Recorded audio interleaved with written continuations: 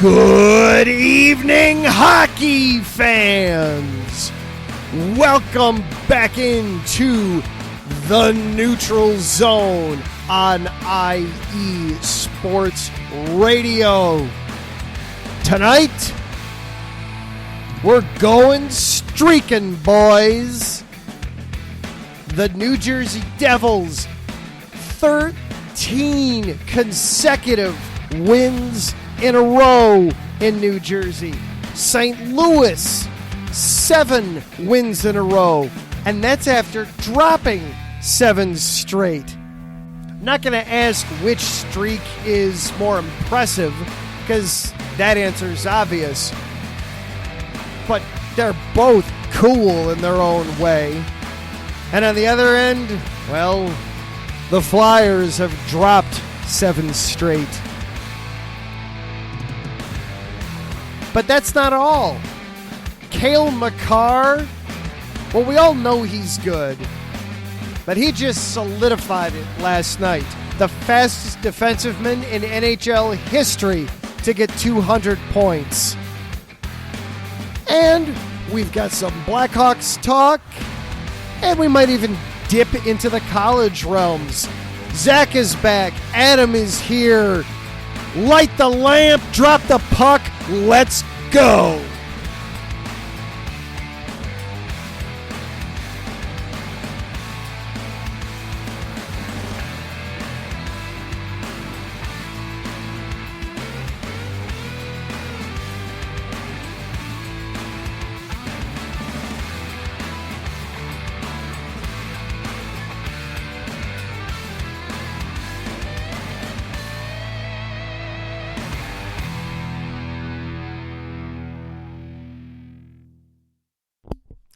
Hello and good evening, hockey fans. Once again, you have found your way into the Neutral Zone here on IE Sports Radio, your direct feed for all that is sports.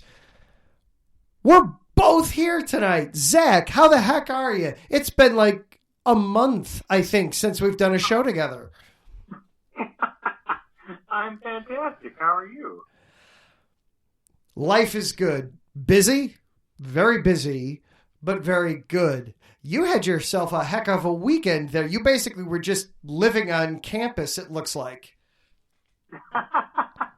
Practically. I appreciate the letting me take a pass last Tuesday, because Sparty and Kentucky went into not single overtime, but double overtime in basketball, and Sparty pulled out the W, so I was just living on cloud 9. As soon as you texted me that the game was going on, it was just, okay, I know, let Zach go, because otherwise what's going to happen is he's going to have both eyes and one ear on the basketball game, and then just trying to occasionally interject into the hockey, and it wasn't going to, focus, it's okay, focus. Thank you. I appreciate it. But yeah, then that was the springboard into this weekend, and Michigan State has some killer non-conference foes this season. I mean, our coach typically schedules strong, but this year's just extra strong. Gonzaga, Kentucky, Villanova, Notre Dame, Alabama, possibly Oregon, maybe Gonzaga again. So definitely getting us prepared when it comes to tournament time in March. And so my dad and I went to the Villanova game Friday night, and then we're headed to the Notre Dame game at Notre Dame at the end of the month. I was able to get tickets like $30 or $40 for that one. Same for Notre Dame. So I said, heck yeah, I'm going. Oh yeah. And Taryn chimes in right away in the chat, and he's not even going to count last week on the deviation counter. So there you go. You have gotten permission from all sides for last week. So, did you deviate a lot while I was gone, or what? No, actually, I stayed mostly on the rails. I'd have to I'd have to go back and check. I think the counter probably was 2 overall, but... Oh, not bad. So, yeah. By the way, if you are listening live here tonight on Spreaker, hop on in to the chat room. Taryn and Larry are both there. Larry has had himself a heck of a day. He got started... Now, Larry and Taryn, they're both on the West Coast. Larry got up at 2 o'clock this morning to him to prep for doing a World Cup call over on USRN. And now here it is, 6 o'clock in the evening to him. He's done a 3-and-out show. He has been participating in both of the Buffalo Huddle and Philly Sports Talk. And now he's here with us. Larry, you've got to be operating on like 12 pots of coffee at this point. Oh, and Taryn confirms that our deviation counter from last week was 2, so we'll take it. We'll take it. Yeah, definitely. We might be upping that counter a little bit. Now, Taryn and Larry are both, unfortunately, Ducks fans. So with our theme tonight of streaking, unfortunately, neither of them really are going to be that involved in that. Oh, sadness. That's okay, though. We'll find some other ways to work them in. Now, before we get too far off track here, of course, we do need to handle our homework, as it were. IE Sports Radio is available for you on all the major social platforms, be it Instagram, Facebook, Twitter, while Twitter still exists, Instagram, TikTok, we're all there for you. And also our website, iesportsradio.com. For the last 8.5 years, IE Sports Radio has been bringing you amazing content, ranging from interviewing legendary athletes to building tailor-made shows dedicated to all major sports cities around the country. All the while, we've continued to be by the fans, for the fans. And with your help, we are ready to take the next step. When you go to our website, iesportsradio.com, you'll see our Patreon link with 5 different tiers. The first one starting at just $5 a month. This donation gets you a shout out on all of our shows. Higher tiers include IE Sports Radio merchandise, access to our podcasting university, and even a chance to be featured on a segment of our flagship show, The Defining Moment, with our very own Larry B. Thank you all very much for continuing to make IE Sports Radio your direct feed for all that is sports. And shout out our Patreon supporters right now, Bay Area Raised, Emlos Great, Key to the Gate, and Anonymous. Thank you for your support. I mentioned Larry getting to do the World Cup call earlier this morning. That's possible through our Patreon supporters, so thank you for that. I mentioned that IE Sports Radio is available for you on Twitter at IE Sports Radio. This show is available for you also on Twitter at IESR Neutral Zone. Zach is at The Pupless. I am at Adam_Karnick. We talked about, if you are listening live tonight on Tuesday night, hop on into Spreaker, join the chat. We have fun that way. Or if you just want to sit back and listen, we are here for you, whatever way works best for you. So, Zach, I know that we have lots of crazy streaks to go over tonight, but I think it'd be inappropriate to start anywhere other than in Colorado with the Avalanche and one Cale Makar. Cale Makar last night hit the 200-point plateau. 200 points. He scored a goal last night. It was the first goal of the night, if I remember correctly. I'm pulling it up right now. There we go, against the Stars. A 3-2 win in a shootout. It was not the craziest shootout of the night. That was in Nashville. Makar started off the scoring, though, on a power play goal halfway through the first period. That got him to 200 points in under 200 games. the fastest defenseman in NHL history.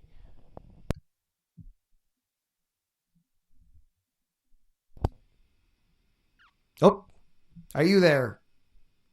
I am here. Ah. I am not one bit surprised. I followed him a little bit in his Frozen Four feats in college, and then he, like 2 weeks later, was already playing in the Stanley Cup playoffs with the Avs.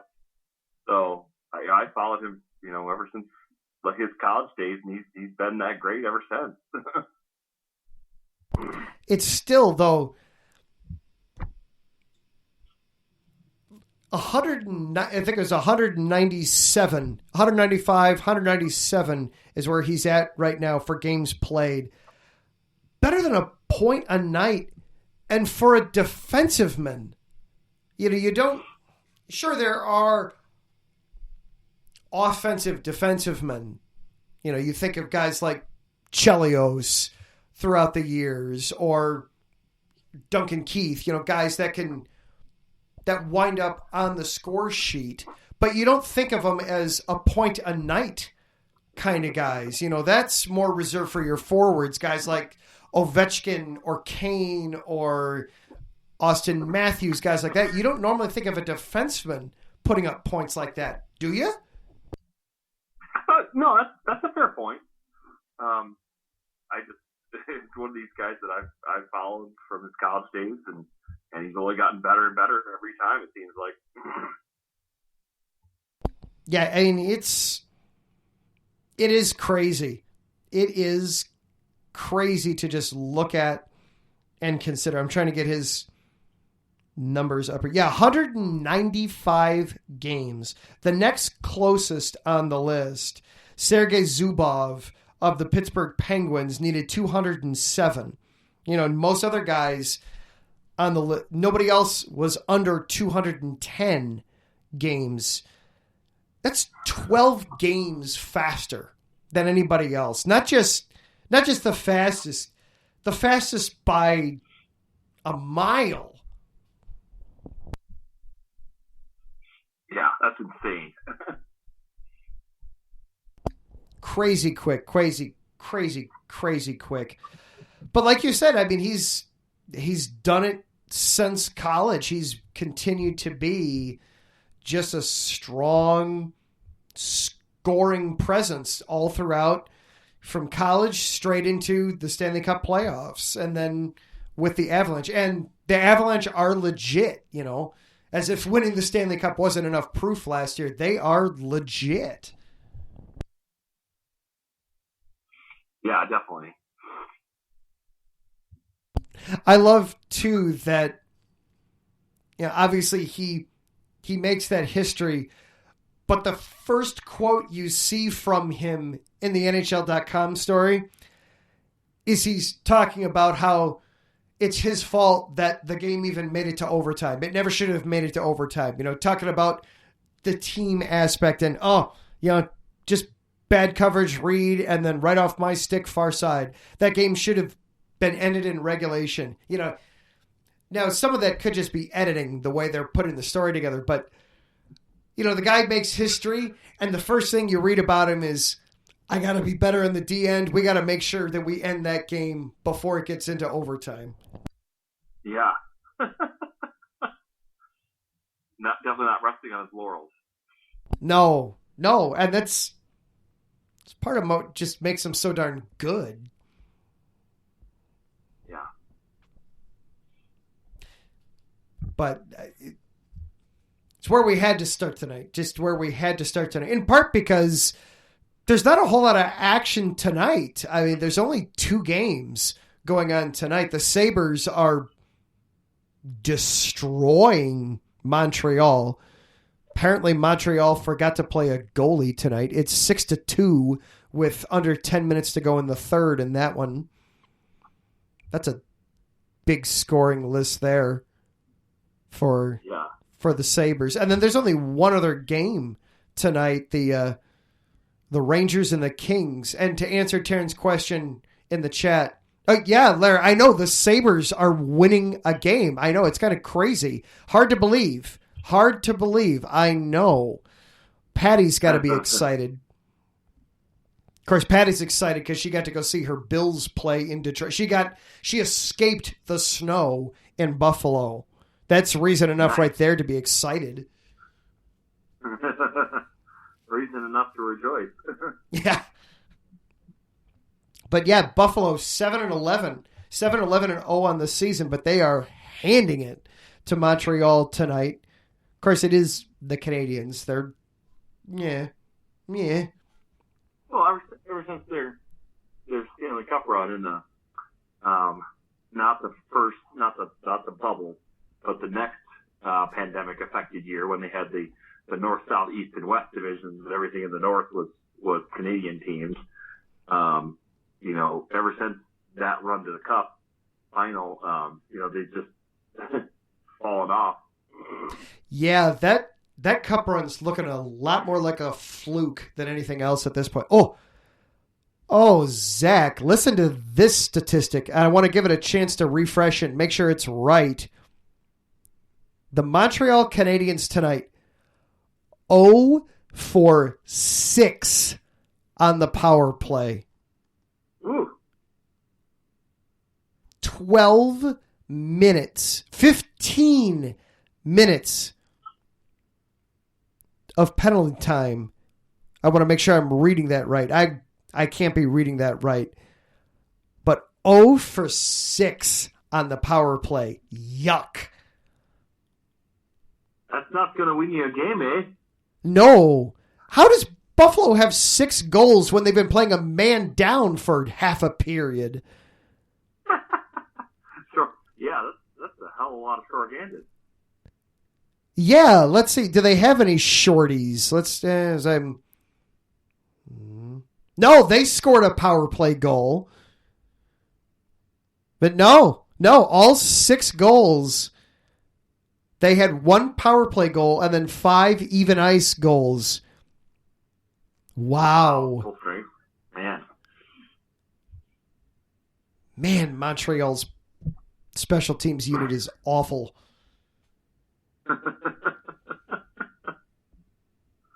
My gosh, how do you do that? That's ridiculous. It is very ridiculous. But anyway, we have got some crazy streaks to talk about. We're going to take a quick break, and then when we come back, 3 notable streaks going on right now in the NHL. We've got 2 teams up and 1 team down. We will discuss all 3 of them on the other side of this break. You are listening to the Neutral Zone here on IE Sports Radio, your direct feed for all that is sports.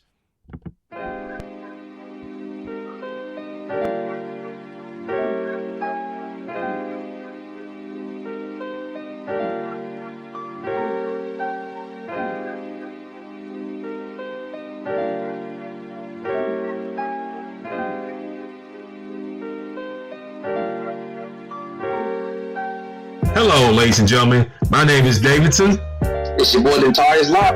And we are the hosts of Fast Break here on IE Sports Radio, where we discuss everything in the world of basketball from prep to the pros. You guys should definitely check us out, man. Sunday, 8 p.m. Eastern, 5 p.m. Pacific. We got all the basketball information you guys need, so we look forward to you guys listening in. And please do, because we are the best basketball show on this side of the Mississippi. And please do check us out on Twitter at FastBreakISR. D-Lock, where's our time again?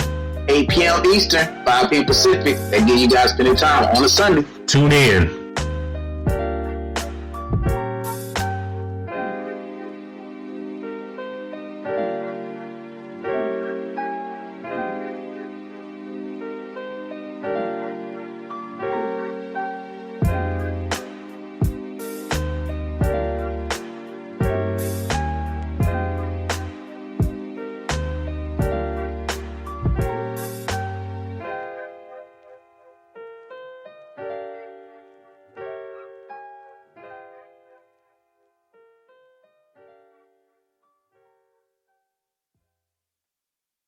Are you a fan of the best teams in the Buckeye State? Then this is a show for you. This is the State of Ohio Sports, where I, your host, Andrew Hagenball, will bring you all the professional news as well as all things college from Northeast Ohio and Cleveland, all the way down to Southwest Ohio and Cincinnati, and even in the heart of the state in the state capital of Columbus. So if this sounds like the show for you, check out the State of Ohio Sports show every Friday at 2 p.m. Eastern Time, 11 a.m. Pacific on IE Sports Radio, your direct feed for all that is sports.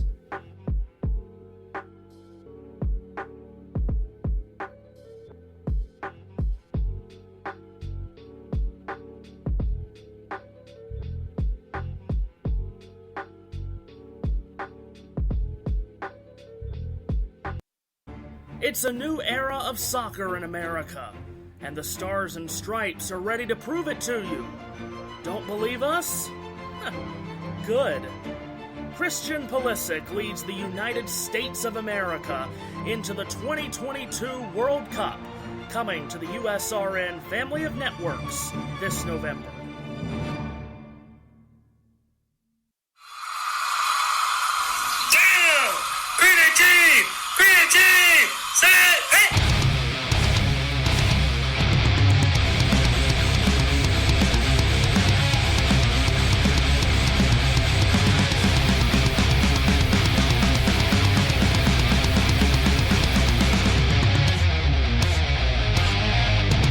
What's going on, football fans? This is me, your boy Larry B, inviting you to join myself, Colin Reynolds, Mike Pat, and John Felipe for one of the most electrifying football shows you have ever heard. 3 and Out, right here at IE Sports Radio. Recap of the week before, a preview of what's to come, and of course, 3 hardcore head-to-head prime-time face-offs each week. You don't want to miss it.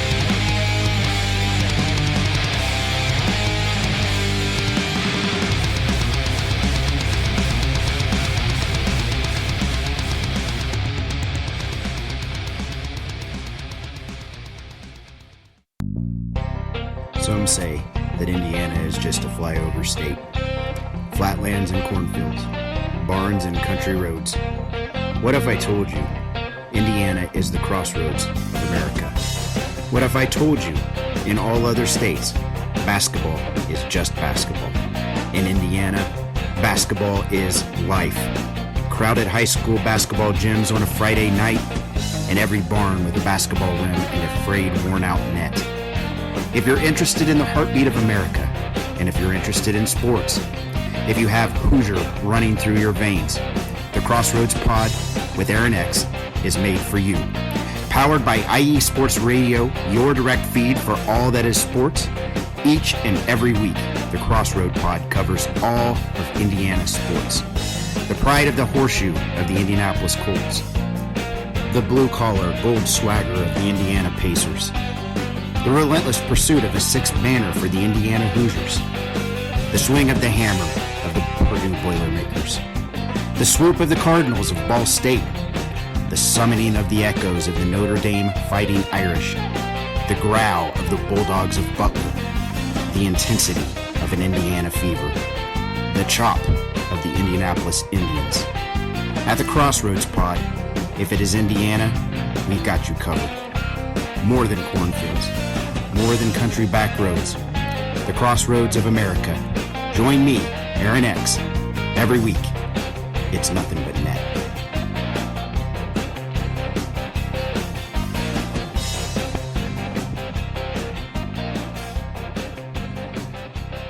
And welcome back on into the Neutral Zone here on IE Sports Radio, your direct feed for all that is sports. Adam and Zach with you here on this Tuesday night, right before Thanksgiving.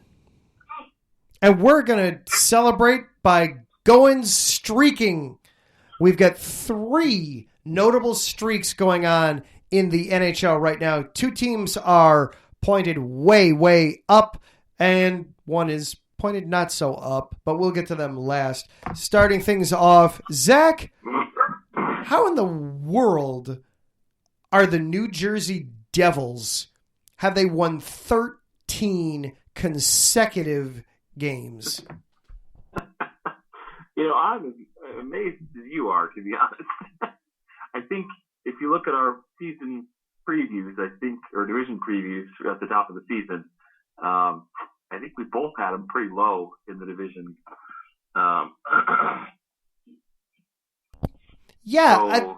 These guys were supposed to be bad. What the heck is this? Right? Come on, guys. Get with the program. They're making us look bad, Zach. I know, right? Let's see.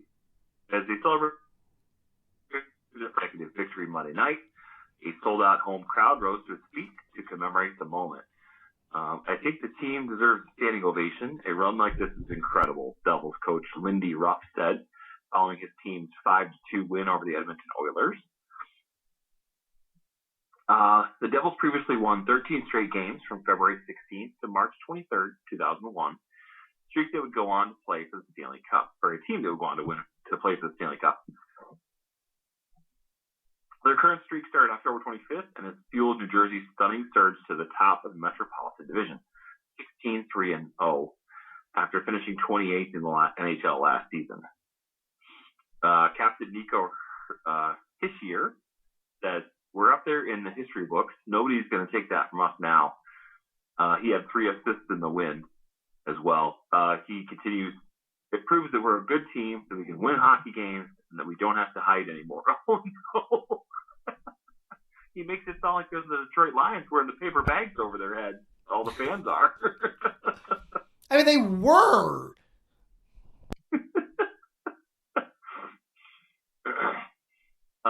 They can set a franchise record for consecutive wins when they meet the Maple Leafs at home Wednesday night. All-time NHL record for most consecutive victories is 17th straight, set by the 92-93 Pittsburgh Penguins, a streak that ended with a tie against the Devils in the last game of the regular season. I mean, and you look. Let's just look through some of the games on this. They've beaten. Okay, they beat the Canadiens. They beat the Coyotes. Okay, they've beaten the Senators a couple times.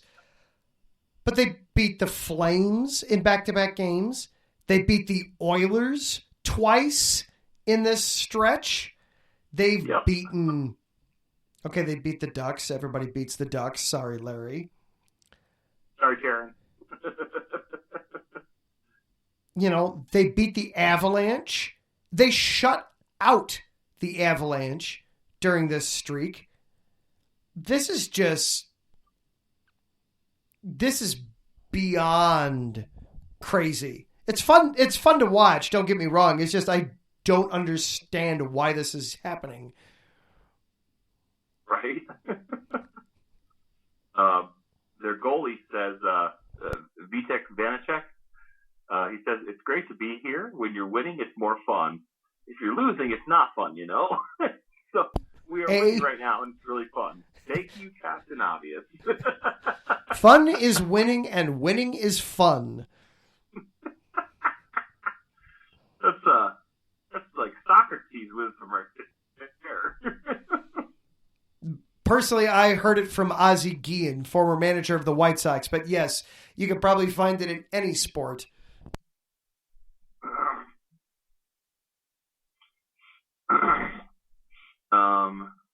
Coach Lindy Ruff, he praised the effort of Vanacek and his entire team, but he cautioned that any celebration comes with a sense of the long road ahead for the Devils. "I feel like we haven't proven anything yet. I think we've done a lot of good things. We've played good hockey, but we're 19 games in. We've had a great run, but we know we're the hunted now. We can expect the best that every team can bring because we're getting recognition. That part we're going to have to deal with. But for now, they're enjoying the hot streak. It's matched any in the history of the franchise. Definitely one of the most fun stretches I've ever been a part of," this year said. "I don't want it to end. It's definitely just fun. Like we say, just keep riding away the wave." To further kind of put this into perspective, at the very beginning of this season, the fans were calling for the coach's head. They were chanting, "Fire Lindy," at games. Ooh. Now they're chanting, "Sorry, Lindy." Sorry, Lindy? Sorry, like, we're sorry we were calling for your head. But they're not. That's a very Canadian chant, and they're not even Canadian. Sorry, Lindy. Clap, clap, clap, clap, clap, clap.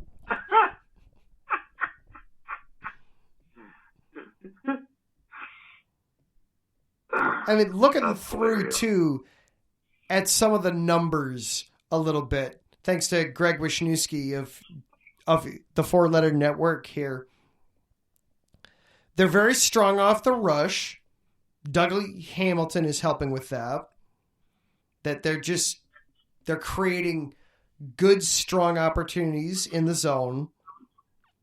Their goaltending, I mean, you can't go on a streak like this without getting saves, you know. So their goaltending, you know, Vitek Vanacek is standing on his head.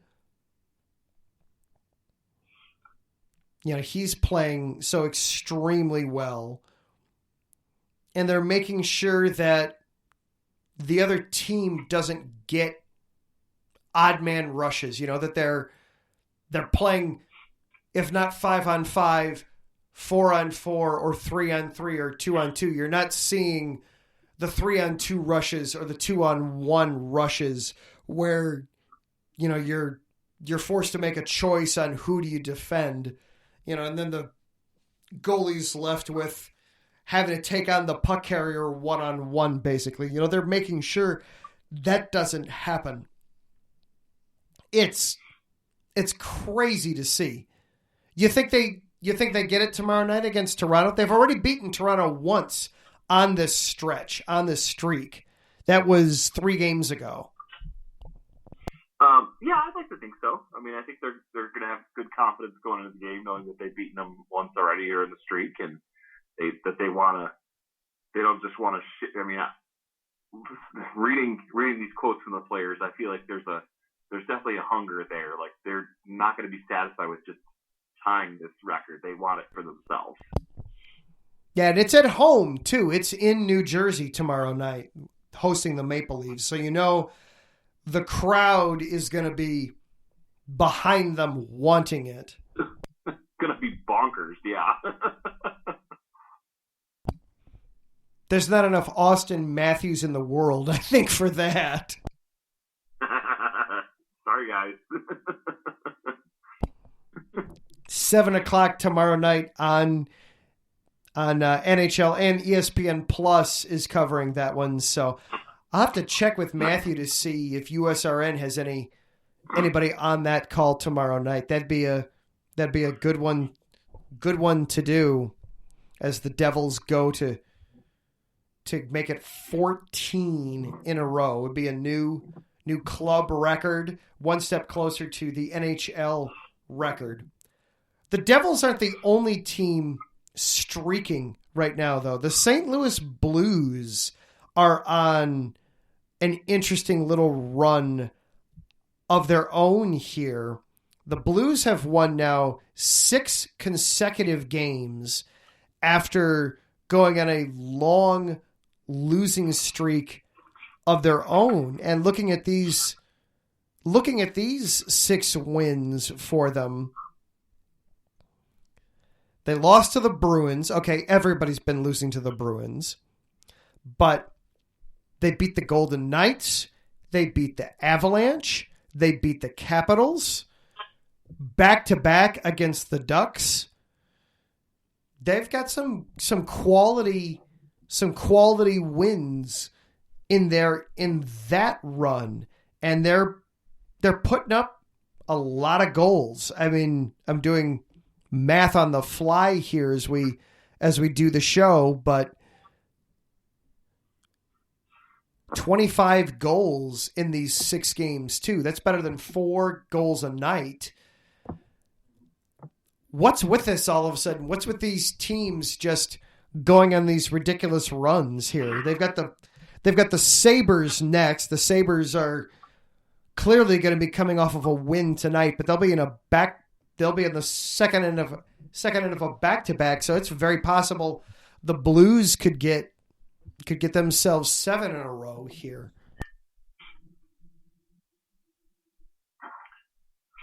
Yeah, you think so, especially with it being a back-to-back. Yeah, with a back-to-back situation for the Sabres, even though the Sabres, it'll be at their home building, but the Sabres are in Montreal right now, and that did go final. My gosh, they got the extra point while they were at it. 7-2, the final there in Montreal. Buffalo just ripping a new one against Montreal. Montreal 0 for 6. I still can't get over that. 0 for 6 on the power play for Montreal in that game tonight. That's just, how do you do that? That's wild, yeah. And then Buffalo getting 7 goals despite having all those shorthanded opportunities. Well, I'll tell you what, they might be more rested than we'd expect because, they had so many guys in the sin bin all night that they were just sitting there. Right. Well, and with such a lead, you could put some of your backups in. Yeah, you can give Tyga Thompson an extra shift off. You don't need to play him late in the game. You can give Owen Powers a little bit of an extra shift off here and there, when you're up by 5. Yeah. But yeah, that is a back-to-back situation for Buffalo. So you expect, who they play tonight net as I pull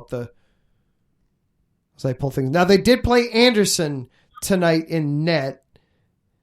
So you would expect tomorrow that it'll probably be Ukko-Pekka Luukkonen. You're welcome for me trying that name instead of you. Ukko-Pekka Luukkonen. That is a lot of U's and K's all together in a row. Okay, now I gotta go look it up. My Eastern European is still rusty. Luukkonen.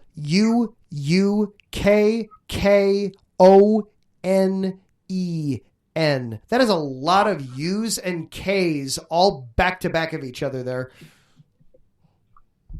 It almost like that was the right team's page. Yes, it would. But we're going to see Luukkonen in net tomorrow night, I'm sure, for Buffalo. That's typically what you do in back-to-back situations anyway, is you let the goalies, you let them both play one. That way nobody gets too banged up, too tired, or hurt in any of that. So that's a situation that lays itself out nicely for St. Louis. Yeah, Ukko-Pekka Luukkonen, probably. Luukkonen. You're right. It probably is Luukkonen. I'm getting confused by the extra K in there, but you're right. It probably is Luukkonen.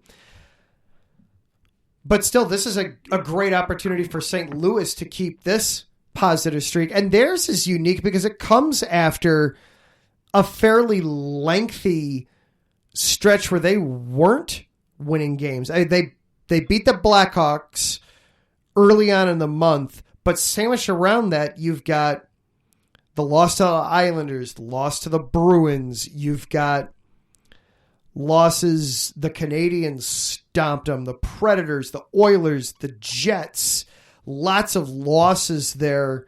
You're talking 6 losses in 7 games, and they weren't even getting into overtime in any of those. That's a 7-game stretch where they got 2 points total, and now they've backed that up with 12 points in their last 6 games. Just a crazy, crazy turnaround here going on with the Blues. Yeah, that's wild. I mean, you're used to seeing in an 82-game season, you're going to see some ups and downs from teams. But yeah, this is crazy. But while these teams are going up,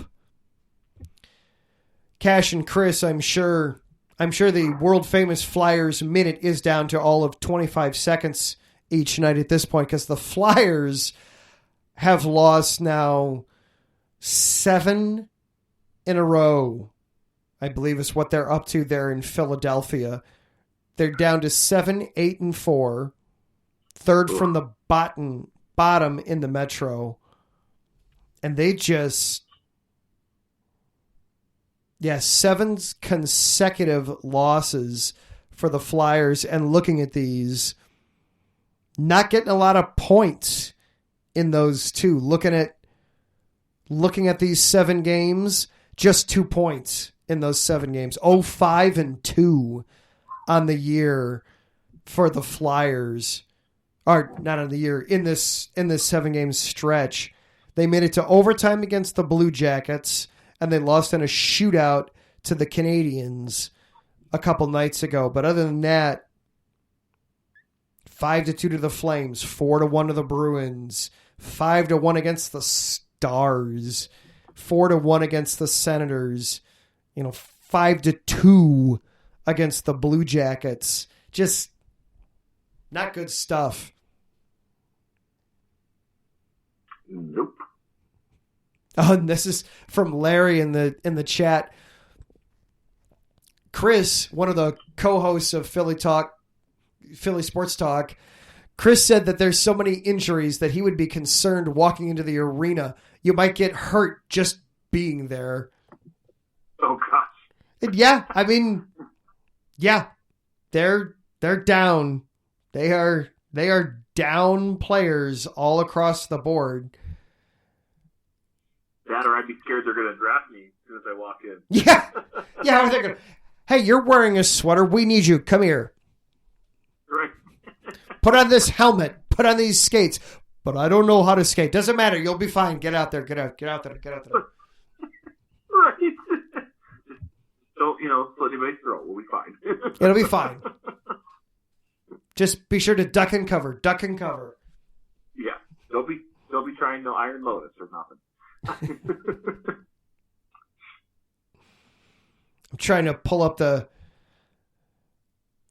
let's see. I mean, you got Scott Lofton is down. Travis Konecny is down for them. Who else have they got? Yeah, Larry, you're better than what we've got. Come on, just get out here. It'll be fine. You'll do fine, kid.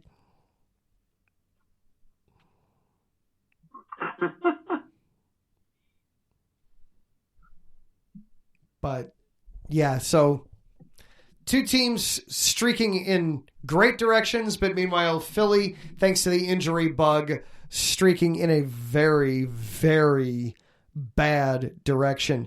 And then, just to rub a little salt into the wound, they get to play the Capitals tomorrow night in Washington on TNT. That might be what coach does in the TNT might be what the coach does in the locker room after that game if it doesn't go well.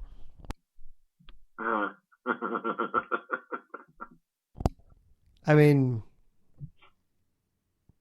Washington's not doing great, obviously. 7-10-3 overall, but nobody ever says, hey, you know who I want to face with us trying to get off of a losing streak? Alexander Ovechkin. That's the guy I want to take on. That's going to be our get-right game right there. Nobody ever says that. No, not at all. How about Kuznetsov? Yeah, we can do that. Darcy Kemper, that's the goalie I want to take on when we absolutely have to have one. Ugh.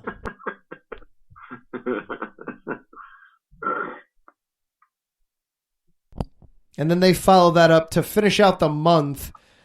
They host the Penguins. Again, not feeling confident about that one. Then they have back-to-back with the Islanders. Not... Do they take one of those 4 if you're Philly at this point? Yikes, yeah. Let's see. I mean, my thought is maybe they take one of the 2 against the Islanders because it is a back-to-back. It's a back-to-back, but it's also 2 days off in between, so they could face Sorkin both nights conceivably. It's a home and away. Yeah. On Saturday and Tuesday. But I don't think they're winning Washington or Pittsburgh. Yeah, I mean, I'm thinking that game a week from tonight. And our streaking New Jersey Devils that we talked about, and Colorado coming up. So good luck. God. Yeah, okay. Which streak ends first? New Jersey's winning streak or Philly's losing streak?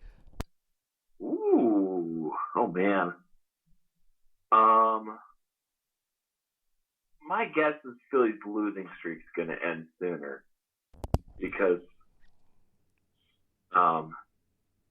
they got the Islanders coming up.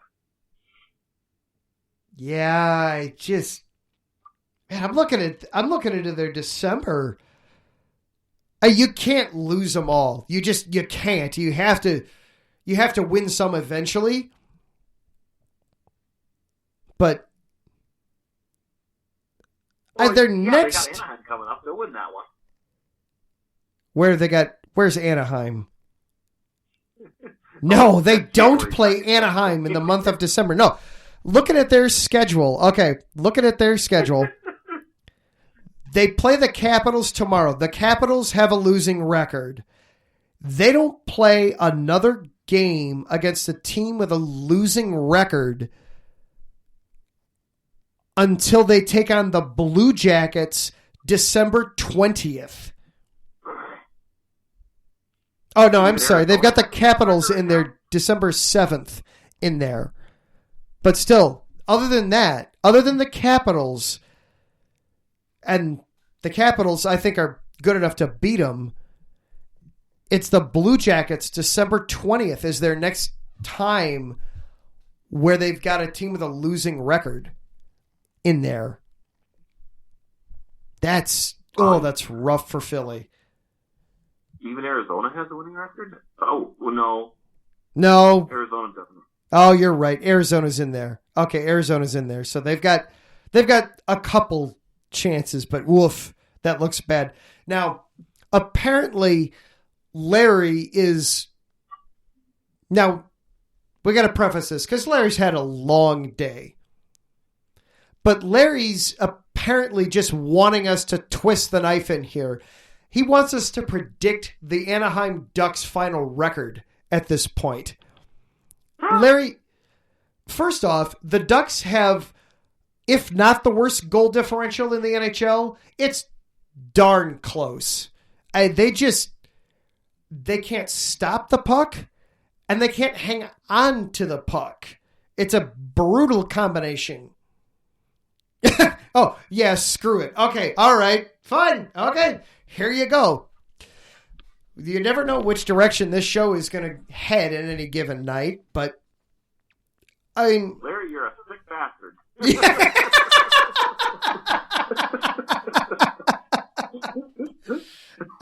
You asked for it. I mean...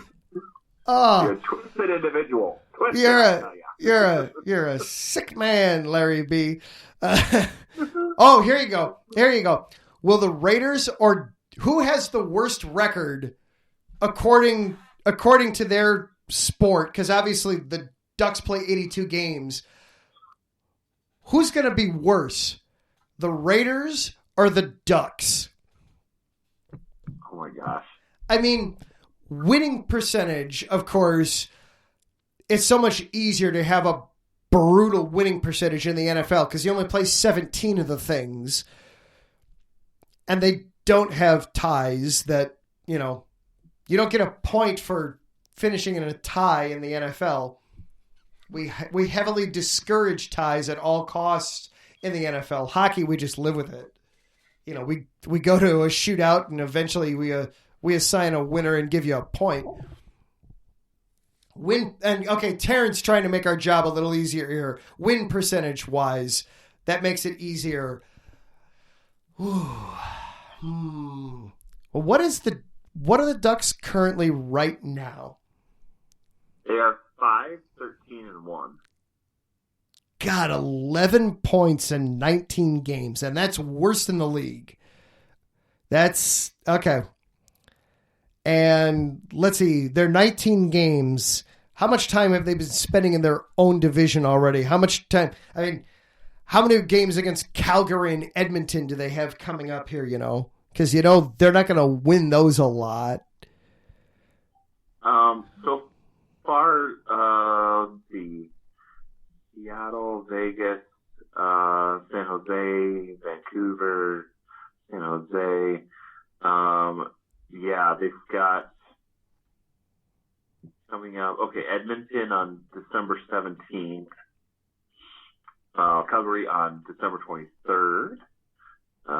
Edmonton again on January 11th.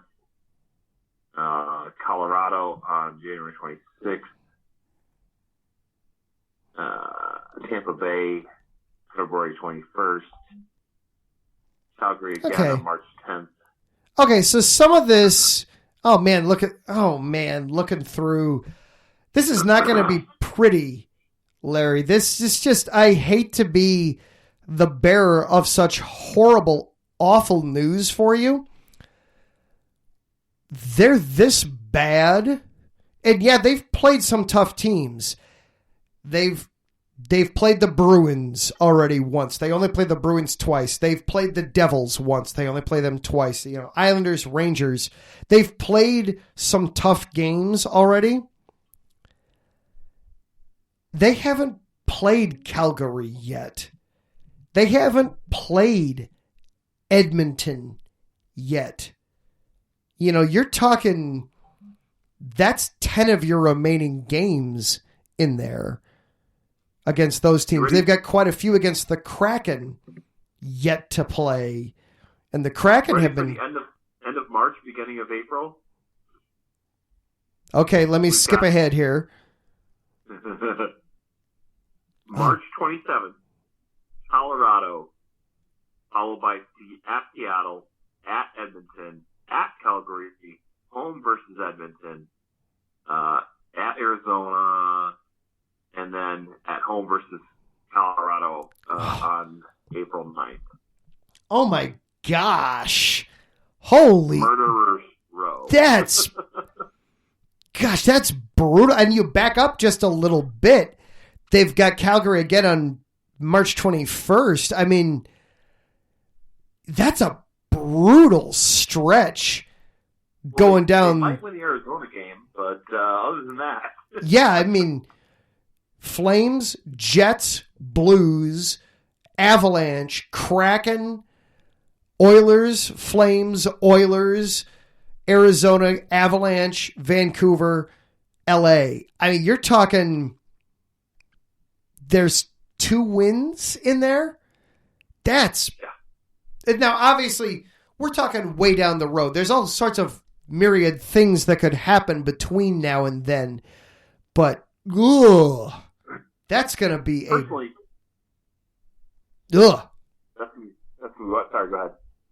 That's just going to be a brutal stretch going through. My personal favorite is the Edmonton-Calgary-Edmonton sandwich to start April. Yeah. Just a brutal stretch for the day. So to answer the question, Larry, the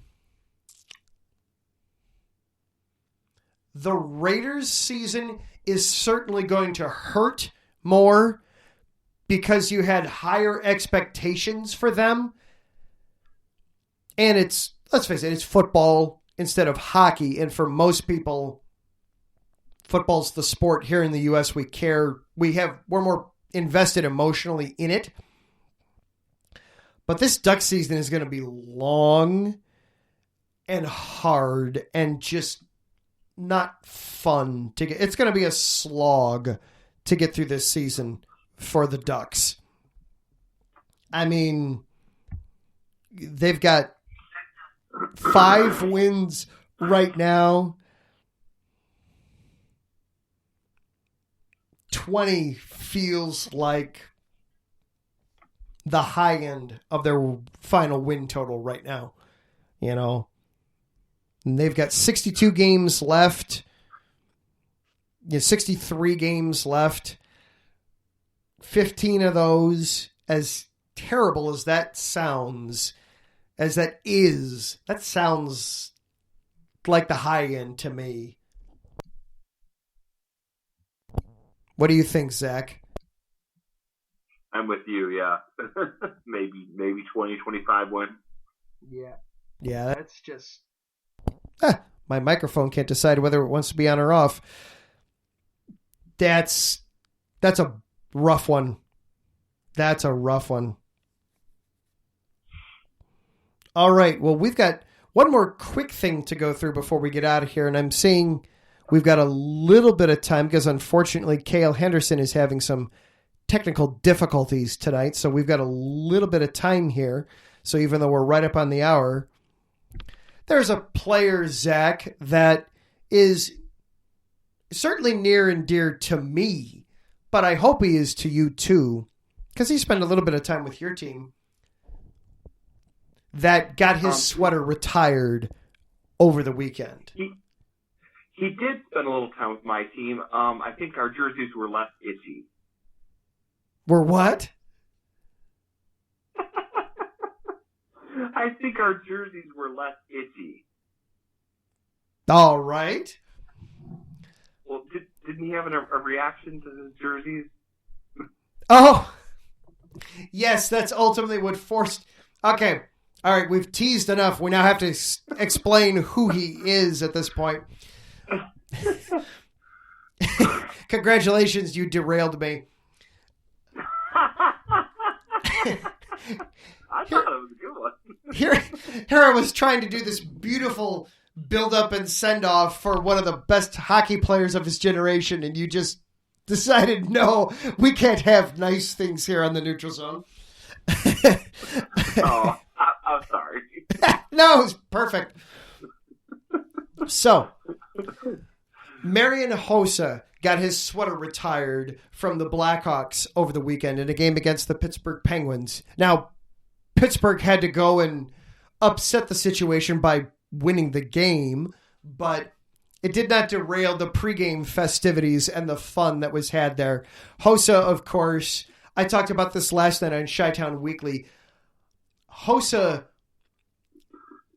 might be the second most important free agent signing in the history of all of Chicago sports, not just Blackhawks. Certainly in Blackhawks, he's number one.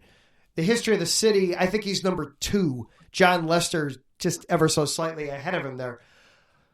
But what he was able to do for the Blackhawks, he was the part of the final piece, one of the final pieces to that championship run. You'd argue that it was Hossa and Corey Crawford were probably the 2 final cogs for that championship run. And Crawford wasn't a major part of 2010. Hossa was. He was just a veteran presence that allowed that young team to take that next step. And so to get to see him with his family there over the weekend, get his sweater lifted up into the United Center banners there, was special. But yes, as you pointed out, the reason he had to retire was because his sweaters kept irritating him to the point where he was breaking out in hives, putting on his equipment that led to him having to retire. But still, it was very cool seeing Marian Hossa get to have his sweater retired. He becomes the 8th player to have his number retired by Chicago, joining an impressive list that also includes Stan Mikita, Bobby Hull, Dennis Savard, and Tony Esposito. I mean, all legends there for the Blackhawks, and hopefully there's going to be some more guys that he skated with that are going to soon have their sweaters up there. But yeah, that's a very elite club to be part of that he's with there with those guys. He had 8 years in Chicago. He scored 186 of his 525 career goals and collected 229 of his 609 assists while playing a 200-foot game that helped the development of the team's young stars, sparking a remarkable run of success for the franchise. 19 seasons in the NHL. He spent more time with Chicago than he did anybody else, but that's a long career. He was 19 when he broke into the league. Yeah, that's just, you look at that. I was looking at his numbers last night, and his 7 years with Ottawa, that's where he broke in as a 19-year-old first-round pick and winds up playing right away. 7 games to finish out the season there, and then started to emerge. And not just a scorer. I mean, he was a two-way forward. He was regularly brought up in the discussion for best defensive forwards. He was a two-way player. He did it all.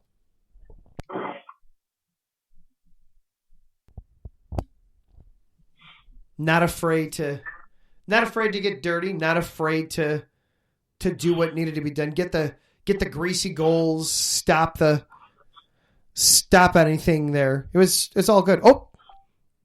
Aha. I'm getting word here that Cale Henderson is good to go. So we've got just a couple minutes here, then we need to wrap up the show. So Zach, I know you had a little bit of an article on Hossa wanting to be more involved with the Hawks.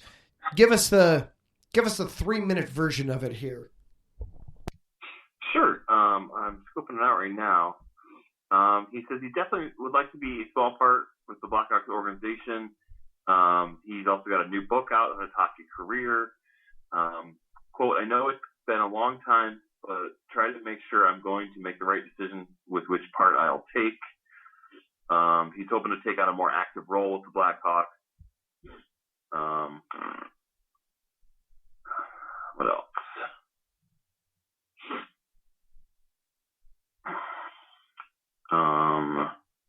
There's so many names that deserve to be up there in the rafters. It's not up to me, but I know I'll be coming back for some other ones in the future.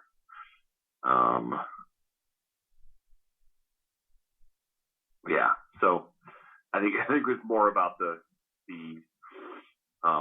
retiring of his jersey than anything. But yeah, he's looking to maybe in front office or something with Chicago, I guess. Yeah. I remember when they signed him, it was a 12-year deal that he signed with the Hawks. And I remember thinking when they signed it, it was like, gosh, 12 years for Hossa? I mean, the guy's already in his 30s. Is he really going to play this out? There's no way. He didn't do the whole thing, but 8 years, 3/4 of it. And if it weren't for that rash flaring up, he was still playing good hockey there at the end. You know, had he not developed that rash, you feel like he could have gotten another couple seasons out of it. It was just remarkable that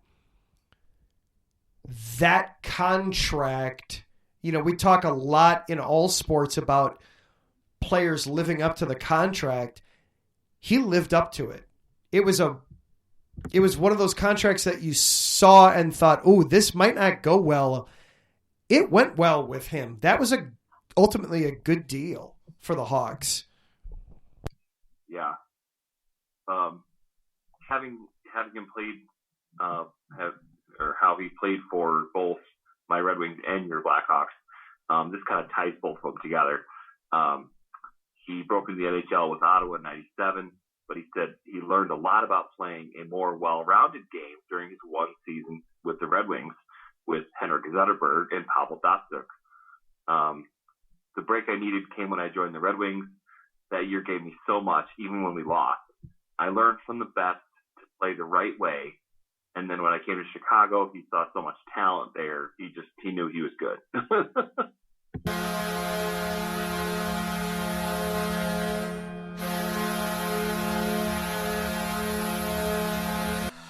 And that's definitely how you want it to be. And he went cup chasing a little bit at the end there, traded to Pittsburgh specifically to try to help them win a cup. They lost to Detroit, goes to Detroit the next year to try to win a cup, loses to Pittsburgh, but then makes it to Chicago, wins the cup, and was the first guy to get handed the cup after Jonathan Toews got it. That does it for our show tonight. Big thank yous, Larry B., all the hard work that you do. I know you loved that this was show 53, your jersey number and your playing days. Thank you for being part of it with us tonight, and thank you for all the hard work you do behind the scenes, just keeping your fingers in all the little pies that we've got going around here at IE Sports Radio. It does not go unnoticed. Thank you to our Patreon supporters, Bay Area Raised, Emlo Scrape, Key to the Gate, and Anonymous. Thank you to Taryn and to Mike Pat for hanging out with us in the chat room tonight. That was a lot of fun. We enjoyed it. Finally, thank you for listening and hanging out with us tonight as we do our own unique little brand of silliness while we also discuss some hockey things too. I think we stayed pretty serious today, all said and told. We stayed on the rails for the most part tonight. We'll find out what our final count was, later. For Zach Popoulos, I am Adam Karnick. Everybody have a fantastic Thanksgiving here in the States. Be safe, travel well, watch some hockey. We got Thanksgiving hockey, Black Friday hockey. Have some fun with it. Our final count from Taryn, by the way, is 1. Thank you, Taryn. That was very generous of you on your scoring. We appreciate that. We are the Neutral Zone. Until next week, everybody have a good one. We will see you next time.